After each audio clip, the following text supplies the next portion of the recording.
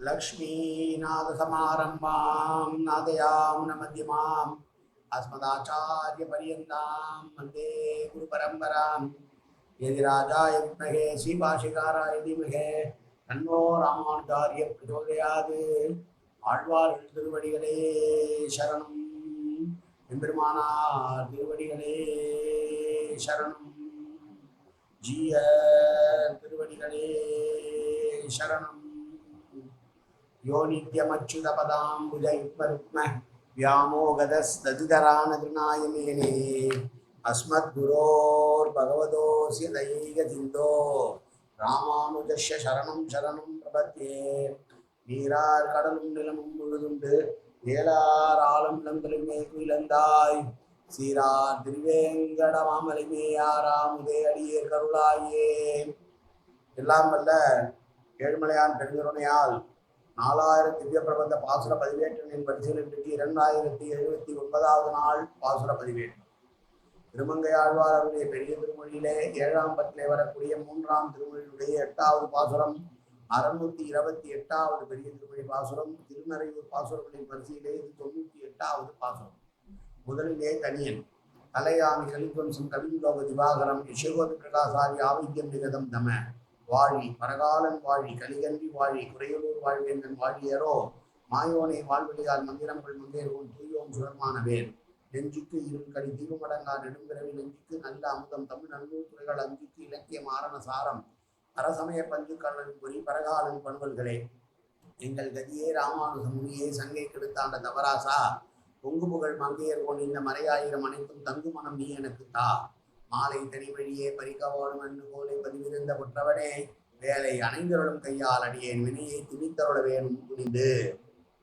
628வது பெரிய திருமொழி பாசுரம். இனி எப்பாவும் வந்து எய்தும் சொல்லீர் எமக்கு இம்மையே அருள் பெற்றமையால் அடும் துணியை தீர்த்த இன்பமே தருகின்றதோர் தோற்ற தொன்னெறியை வையம் தொண்டப்படும் முனியை வானவரால் வணங்கப்படும் முத்தினை பத்தர்தாம் நுகர்கின்றதோர் கனியை காதல் செய்து என் உள்ளம் கொண்ட கல்வனை இன்று கண்டுகொண்டேனே என்று சொல்கிறார். பெருமாளை நான் பார்த்து விட்டதனால் இனி எந்த பாவம் என்னை வந்து சேரும் என்று கேட்கிறார் முதலடியில். ஏனென்றால் நம்முடைய பாவங்களுக்கு காரணம் நாம் செய்கிற வினைகள். நாம் செய்கிற கர்ம வினைகளின் காரணமாகவே நமக்கு பாவம் வந்து சேரும். நான் பெருமாளை பார்த்து விட்டேன் உயிரோடு இருக்கும் போதே, இனி என்ன பாவம் என்னை வந்து சேர்ந்து விடப் போகிறது என்று சொல்கிறார். அப்படி துணியை என்றால் துன்பத்தை குறிக்கிறது என்றாலும் இங்கே துன்பத்திற்கு காரணமான கர்மத்தை குறிக்கிறது. என்னுடைய கர்மம் எல்லாம் தீர்ந்தது பின்னால் எனக்கு என்ன கெட்டது நடந்துவிடப் போகிறது, என்ன பாவங்கள் வந்துவிடப் போகிறது என்று சொல்லிவிட்டு அதனால் எனக்கு இன்பத்தையே தருகின்றதோர் தோற்ற தொன்னறி என்றால் தொல் என்றால் பழமையான புனிதமான அப்படி இருக்கக்கூடிய பெருமாள் உலகத்தாரால் வணங்கப்படுகிறார். முனியை வானவர்களால் வணங்கப்படுகிறார், முனிவர்களாலும் வணங்கப்படுகிறார். முத்தை போன்ற குளிமையானவராக இருக்கிறார். இறையடிகளால் எப்போதும் அனுபவிக்கின்ற பழம் போன்று இருக்கிறார்.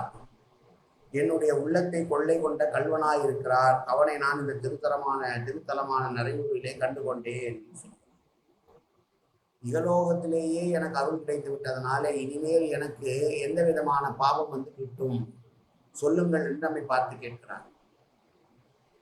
ஆத்மஸ்வரூபமான ஆத்மத்திற்கு துன்பங்கள் ஆத்மாவிற்கு துன்பங்களை உண்டாக்கக்கூடிய கர்மங்களை தவிர்த்து நித்தியானந்தத்தையே தருகின்ற அனாதியான உபயமாக இருக்கக்கூடிய பெருமாளை வையம் தொழப்படும் என்றால் உலகத்தார்களால் தொழப்படுகிறவனாக இருக்கிறான். முனியை என்பதற்கு இங்கே அவர்களுடைய நன்மையை சிந்திப்பவனாகவும் நித்திய சூரியர்களால் வணங்கப்படுகிறானும் முத்து போன்று இருக்கிறான். பக்தர்கள் உட்கொள்கிற பழத்தை போல இருக்கிறான்.